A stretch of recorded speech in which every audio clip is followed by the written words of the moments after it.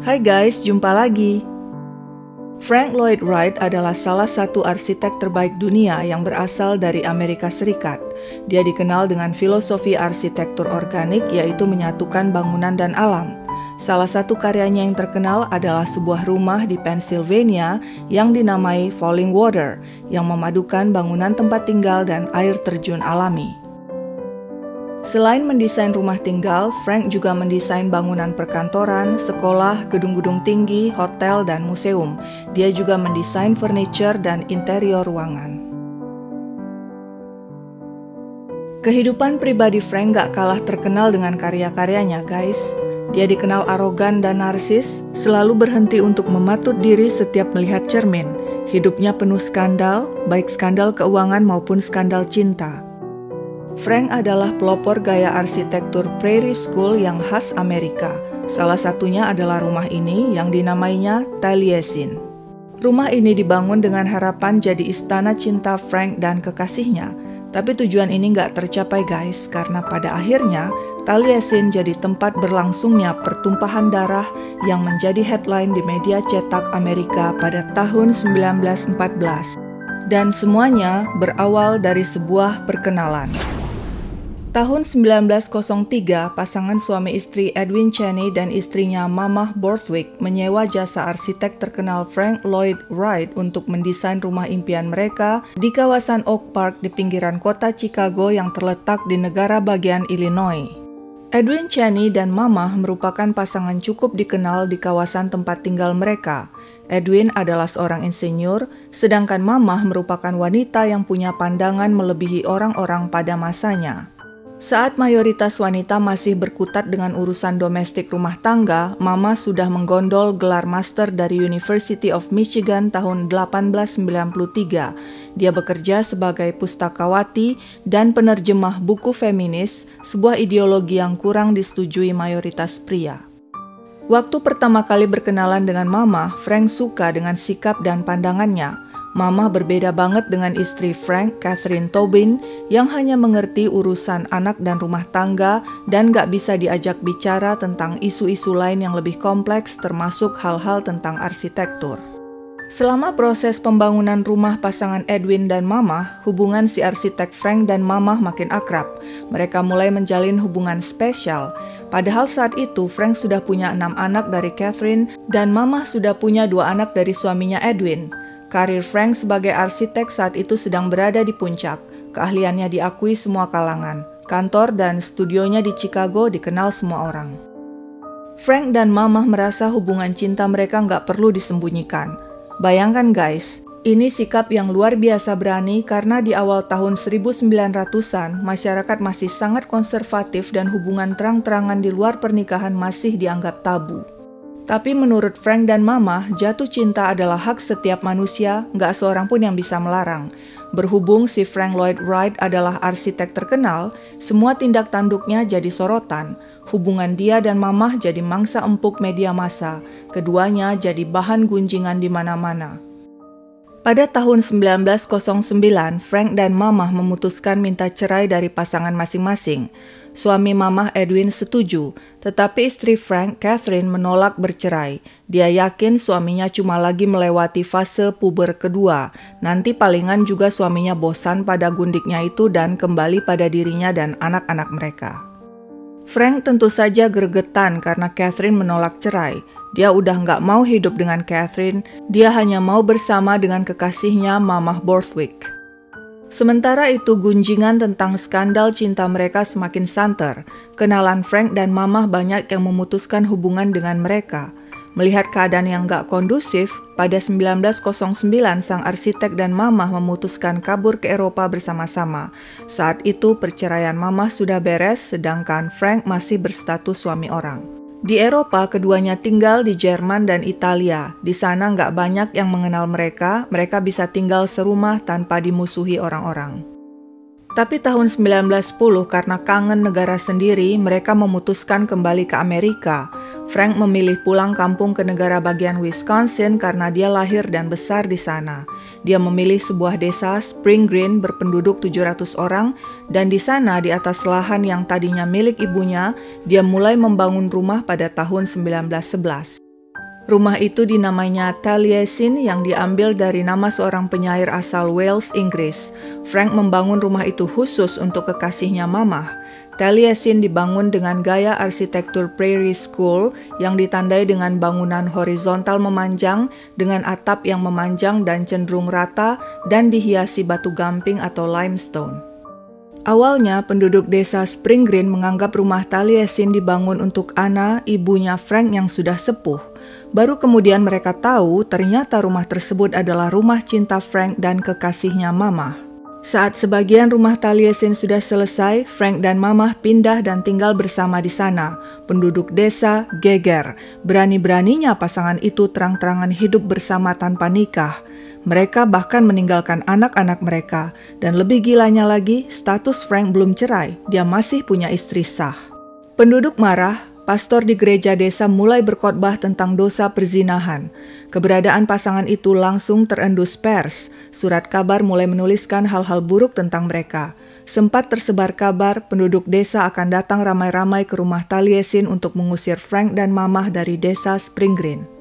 Tapi pengusiran itu nggak pernah terjadi, guys. Lama-lama penduduk desa lupa dengan skandal itu dan kembali sibuk dengan keseharian mereka. Hidup Frank dan Mamah berjalan normal. Frank juga sudah kembali menjalankan bisnisnya sebagai arsitek yang tadinya sempat terhenti karena kepindahannya ke Eropa. Terkadang dia harus meninggalkan Taliesin untuk mengunjungi studionya di Chicago dan mengerjakan proyek-proyek arsitektur di kota-kota lain.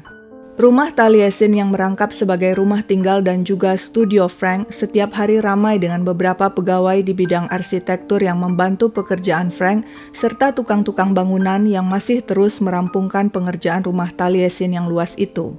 Pada pertengahan Juni 1914, untuk membantu pekerjaan rumah, Frank dan Mamah mempekerjakan 2 orang pembantu kulit hitam pasangan suami istri yaitu Julian dan Gertrude Carlton. Gertrude bertugas sebagai tukang masak sedangkan Julian sebagai tukang sekaligus petugas bersih-bersih.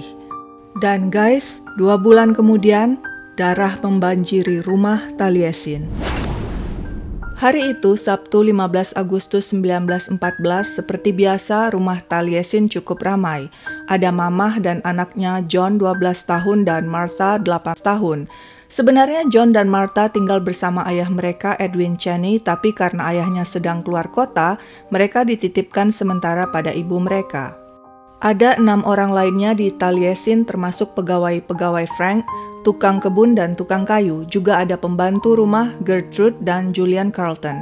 Sedangkan Frank nggak di rumah karena sedang berkunjung ke Chicago untuk urusan pekerjaan. Ini adalah hari terakhir pasangan Gertrude dan Julian Carlton bekerja di rumah Taliesin. Baru 2 bulan bekerja, tapi Julian gak betah dengan suasana desa yang sepi sehingga dia mendorong istrinya Gertrude untuk minta berhenti ke majikan mereka. Sayang sekali memang, sebab Frank dan Mamah suka dengan pekerjaan mereka. Sebelumnya Julian sudah punya banyak pengalaman kerja sebagai porter di Hotel Pullman Chicago dan terakhir bekerja di catering milik teman Frank. Teman Frank inilah yang merekomendasikan Julian dan istrinya untuk bekerja di Taliesin. Di dapur, Gertrude sudah selesai memasak, meja sudah disiapkan dan sebentar lagi makan siang akan dihidangkan di 2 tempat terpisah. Mamah dan kedua anaknya John dan Martha makan di ruang teras, sedangkan 6 orang lainnya makan bersama-sama di ruangan lain.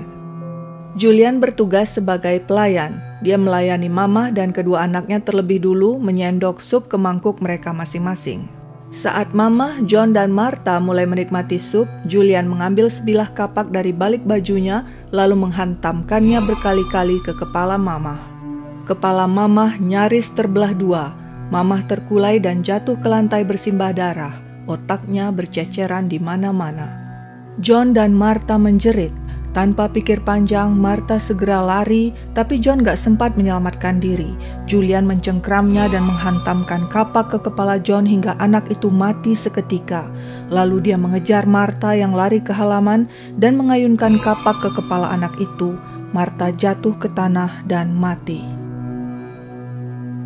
Setelah itu dengan tenang Julian kembali ke rumah, menyiramkan bensin ke karpet dan lantai rumah dan menyulutnya dengan api.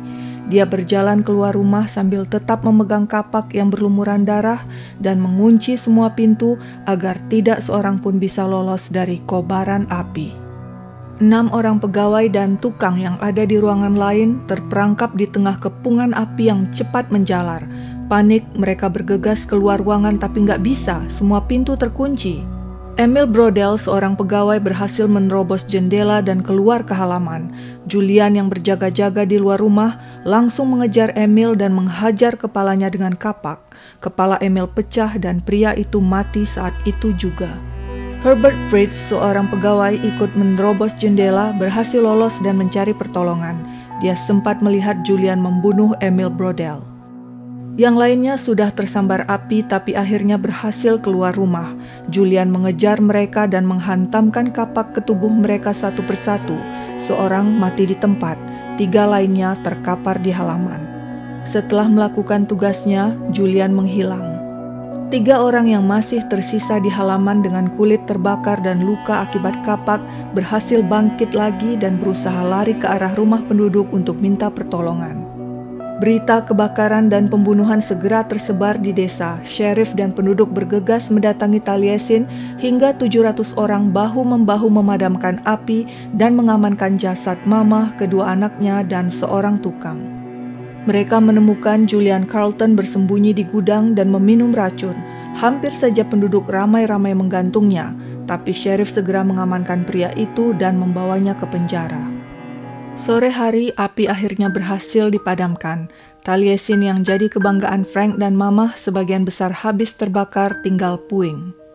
Tapi di mana Gertrude, istri Julian? Penduduk kemudian menemukannya bersembunyi di semak-semak tak jauh dari rumah. Tampaknya dia sudah siap melarikan diri karena berpakaian rapi dengan topi. Gertrude juga diamankan dan ditangkap oleh sheriff. Guys, total korban jiwa ada 7 orang, yaitu Mamah dan kedua anaknya, serta 4 orang pegawai dan tukang.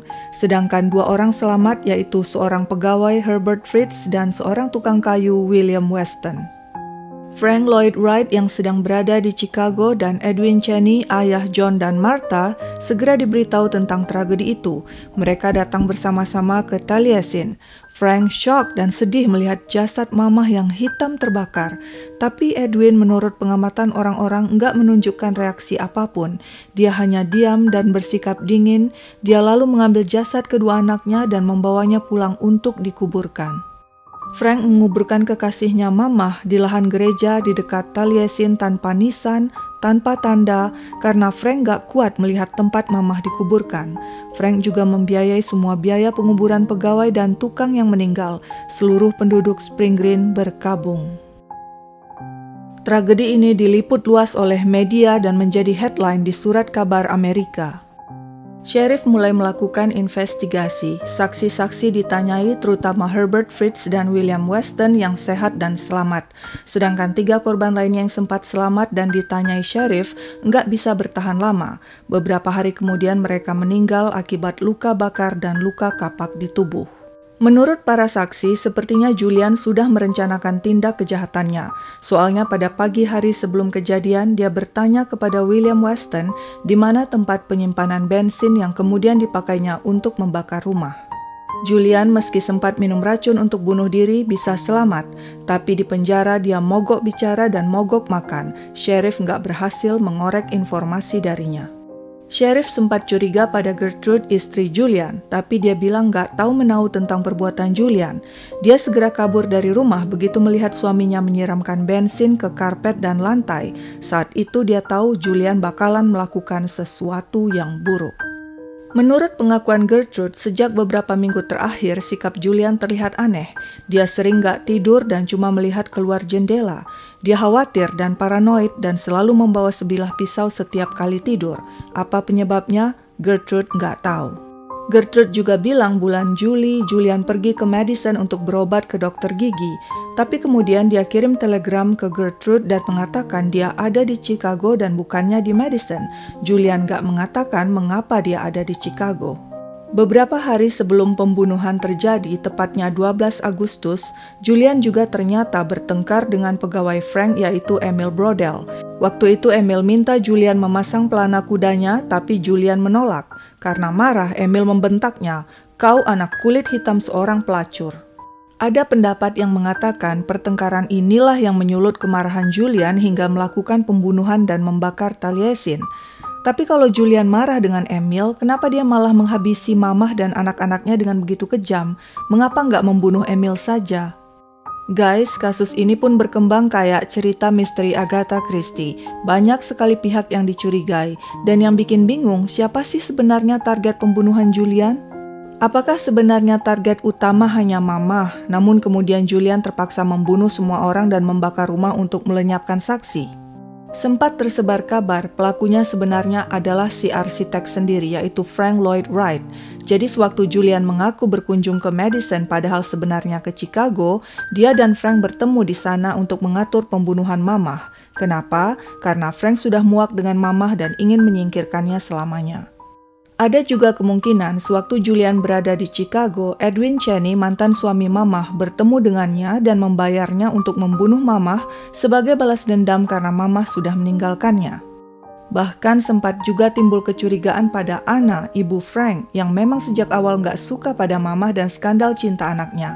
Mungkinkah dia yang membayar Julian untuk membunuh mamah? Pendapat lain juga mengatakan, sebenarnya Julian dan Gertrude nggak pernah minta berhenti kerja di Taliesin. Sebaliknya, mamalah yang memecat mereka karena nggak suka dengan kinerja Julian.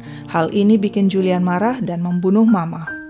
Guys, sementara itu karena mogok makan selama 7 minggu, akhirnya Julian Carlton meninggal di penjara. Kasus pun ditutup. Sheriff dan jaksa distrik hanya memperkirakan mungkin Julian stres dan mengalami gangguan jiwa, jadi tiba-tiba mengamuk dan menghabisi orang dengan kapak dan membakar Taliesin. Kepergian mamah membuat Frank berubah, kesehatannya terganggu.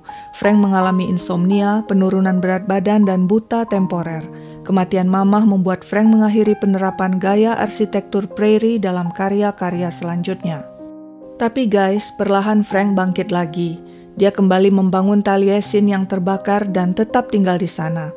Tahun 1923, Frank akhirnya bisa menikah lagi karena istrinya Catherine akhirnya mengabulkan permintaan cerai Frank yang sudah ditunggu pria itu selama 13 tahun. Istri barunya bernama Maud Noel. Hubungan mereka penuh drama karena Maud mengalami gangguan jiwa dan kecanduan morfin. Mereka tinggal serumah hanya setahun. Frank kemudian mengajak kekasih barunya Olgivanna tinggal bersama di Taliesin pada 1925. Gak lama kemudian, bulan April di tahun yang sama, tragedi menimpa Taliesin lagi. Bangunan itu kembali terbakar karena korsleting listrik.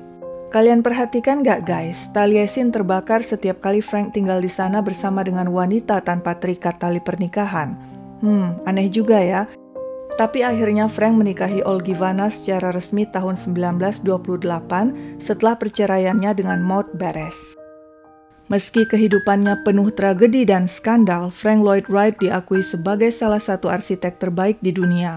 Frank Lloyd Wright meninggal di tahun 1959 di usia 91 tahun.